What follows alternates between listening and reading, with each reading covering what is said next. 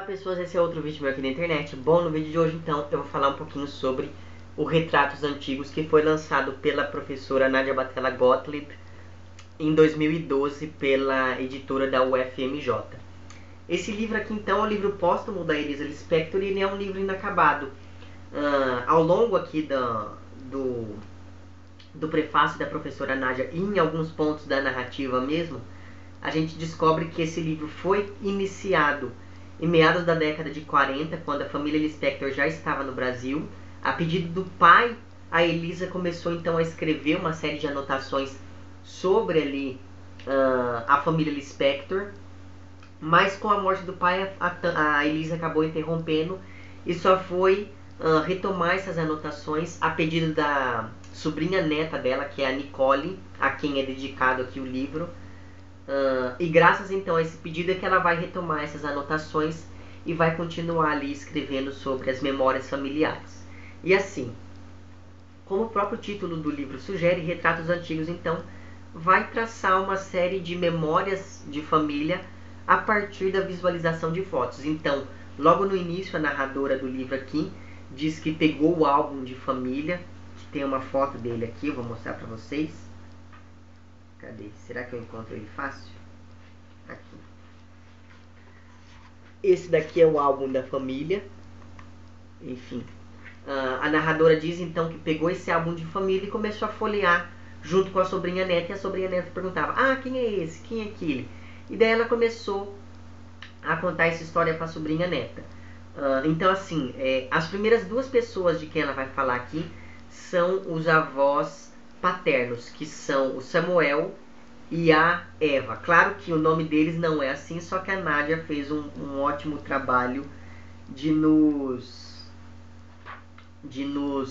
dar aqui uma certa tradução de como seriam esses nomes. Na verdade, o avô paterno se chamava Shemuel e a avó paterna se chamava Eivid, ou algo do tipo. Então ela traduziu como Samuel e Eva. Bom, e daí ela vai dizer então para o leitor o que ela sentia com relação a essas duas figuras. É interessante você perceber que a maneira com que ela vai falando já diz muita coisa a respeito desses personagens, dessas memórias, digamos assim. Por exemplo, o avô paterno, ele era um homem muito rígido e muito seguidor das leis da Torá e do Talmud. Então, ela diz que se lembra dele primeiro, mas que se lembra dele pela memória, porque ele não tirava fotografias em observação a um dos preceitos aqui. Então, ela vai dizendo como é que era o convívio dela com esse avô e com a avó, que o avô dela era um homem muito sábio, muito entendido das leis da Torá, de modo que vinha gente de outras cidades para visitá-lo a fim de tirar alguns tipos de dúvidas a respeito da observação das leis e coisas do tipo. Vai falar um pouquinho de como que era a vida com a avó, de como que essa mulher foi com relação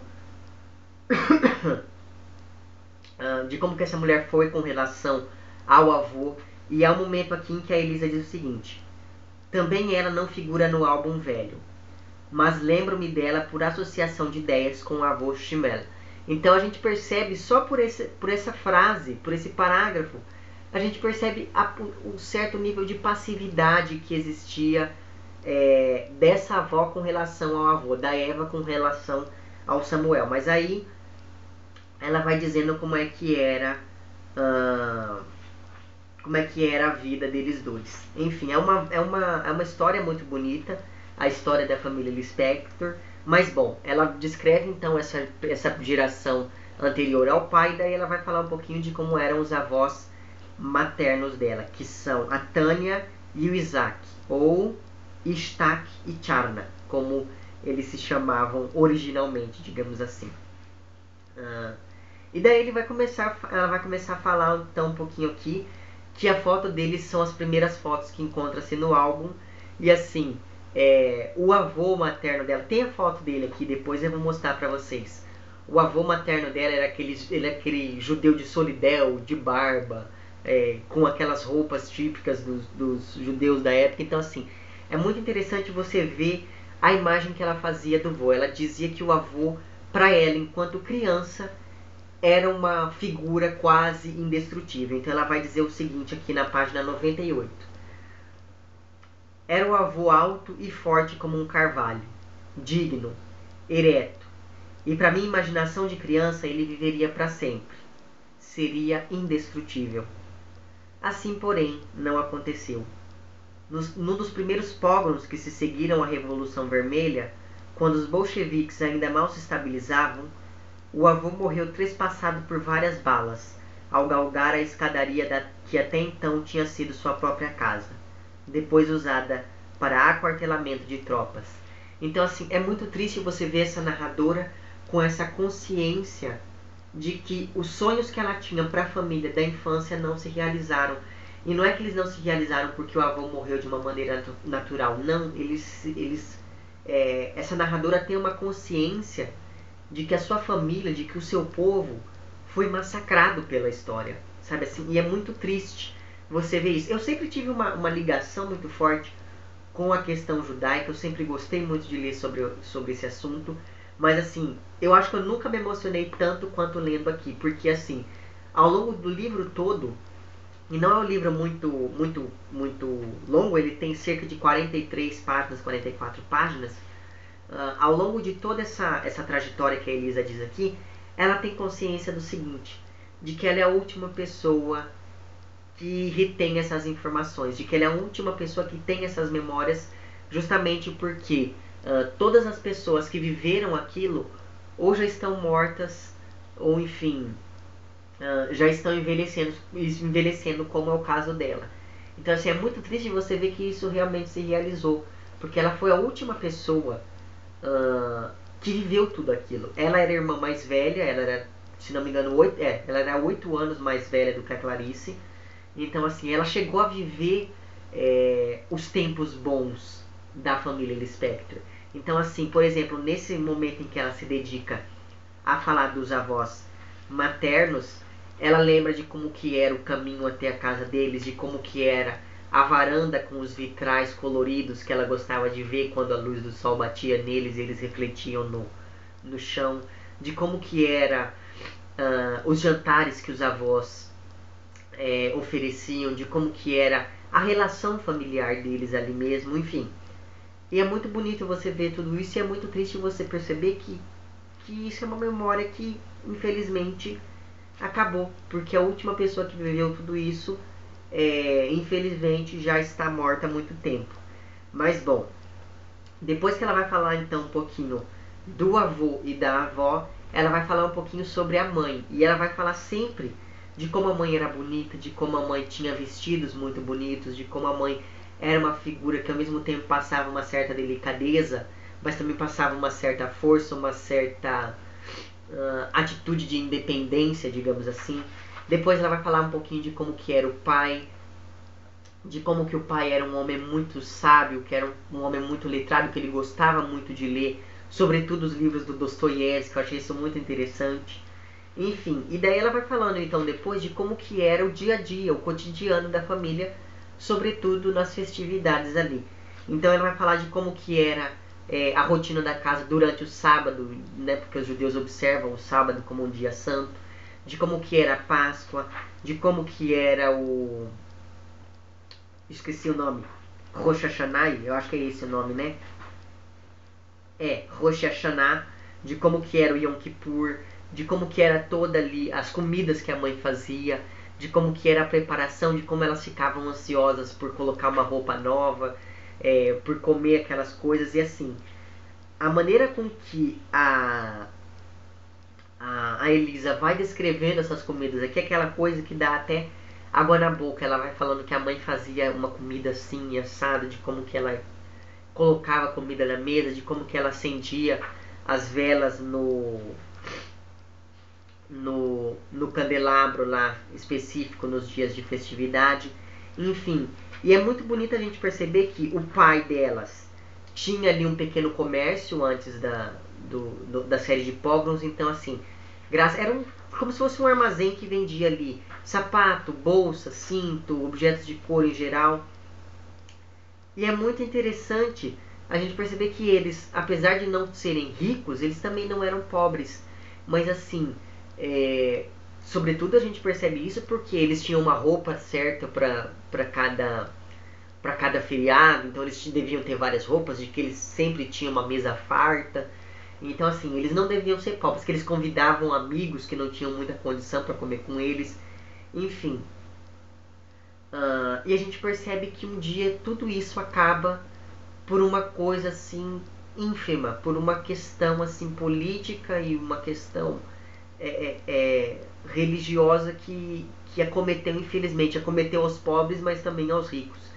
Então ela vai dizer o seguinte aqui: os penares que se seguiram, migrações, pesares, dificuldades sem contas. Ela falando de como é que foi ali depois desses atentados, né, contra os judeus, que ela vai chamar aqui de pogroms, que aconteceram então depois da Revolução Vermelha ali, quando os exércitos brancos invadiam aldeias de judeus e saqueavam, matavam, estupravam, incendiavam tudo e saíam levando algumas coisas de valor ali. E é muito triste porque tem um momento aqui em que ela vai dizer que eles tinham uma espécie de adega em casa. E assim, a mãe tinha várias joias, então ela escondeu as joias nessa adega para eles poderem fugir. E daí, enfim, quando eles voltaram um tempo depois, a adega estava totalmente destruída. E ela vai dizer assim que os vinhos tinham sido espalhados por todo lado, então estava parecendo um mar de sangue aquilo tudo. E que quando eles foram procurar as joias, que já estavam assim há décadas na família, elas haviam sido levadas embora. Então assim, é muito triste você ver como que essa família foi se desfazendo, as memórias dessa família foram se desfazendo ao longo do tempo. E assim, durante um desses pogroms, a mãe da Elisa acabou sofrendo um trauma muito forte e esse trauma acabou causando uma hemiplegia, que é uma doença degenerativa. Então assim, quando a família Lispector chega aqui no Brasil, a mãe já não aguentava nem andar mais, então ela ficava de cadeira de rodas e ela vivia tendo crises. E assim foi até que a mãe acabou falecendo com 42 anos de idade, se não me engano. Então assim, ela morreu muito nova e ela morreu em decorrência dessa doença que acabou vindo depois de um desses pogroms que foi muito violento. Então assim, provavelmente ela deve ter sofrido alguma pancada muito forte na cabeça que acabou causando essa doença ali. Enfim, é muito triste a gente ver como é que foi esse declínio dessa família e a consciência que a Elisa tinha. Eu fico imaginando como que era para ela, uma criança, ter vivido todos esses tempos áureos e de repente ver tudo desmoronando assim diante dela. Então, enfim, ela vai contando então como é que foi um pouquinho da vida dela com o pai, com a mãe, das lembranças dela desses avós, até que um dia ela chega aqui então e começa a falar de como que foi para eles a imigração da Ucrânia, passando ali pela pela Romênia até chegar aqui no Brasil alguns anos depois. Bom, e daí logo no finalzinho então ela vai dizer de como que foi que ela teve a ideia de escrever esse livro. Ela vai dizer o seguinte: lembro-me de certa noite em que, após lerem um dos meus desculpa. Lembro-me de certa noite em que, após ler um dos meus primeiros escritos numa revista literária, pensando e repensando com a revista na mão, meu pai falou: vou lhe sugerir um tema. Escreva sobre um homem que se perdeu. Um homem que perdeu o caminho. Então foi a partir dessa ideia que a Elisa começou então a fazer, a construir esse livro. Enfim, e daí o livro escrito pela Elisa mesmo acaba, como eu disse para vocês, é um livro bem curtinho, então você lê rapidinho. E assim, o resto dessa edição aqui, ela traz as fotos que fazem parte do álbum, que eu vou mostrar aqui agora para vocês algumas delas, e traz uma introdução feita pela professora Nádia. Enfim, eu vou mostrar aqui agora as fotos para vocês. Essa daqui então é um retrato. Esse daqui então é um retrato da família da Elisa por parte de mãe. Então, aqui estão a avó e o avô. As outras pessoas eu não sei agora ao certo quem são. Mas, enfim, são as tias e a mãe da Elisa. Aqui, então, está o avô materno, o Isaac. E aqui está a avó materna, a Tânia. Que mais? Deixa eu procurar aqui. Aqui está a mãe da Elisa.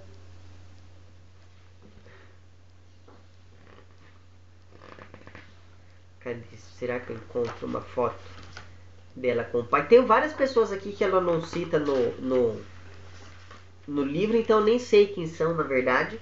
Aqui está novamente a mãe, nessa figura, como eu disse para vocês, que ao mesmo tempo em que demonstra uma certa delicadeza, impõe uma certa rigidez, digamos assim, pela própria postura em que ela se encontra aqui. Aqui está então o pai, né, o Pinchas Lispector, e aqui está novamente a mãe, que é a Mania Lispector. Eles ficaram então, quando eles vieram para o Brasil, ele ficou sendo chamado de Pedro e ela ficou sendo chamada de Marieta. Vamos ver se eu encontro mais alguém aqui. Cadê? Será que eu só vou encontrar lá?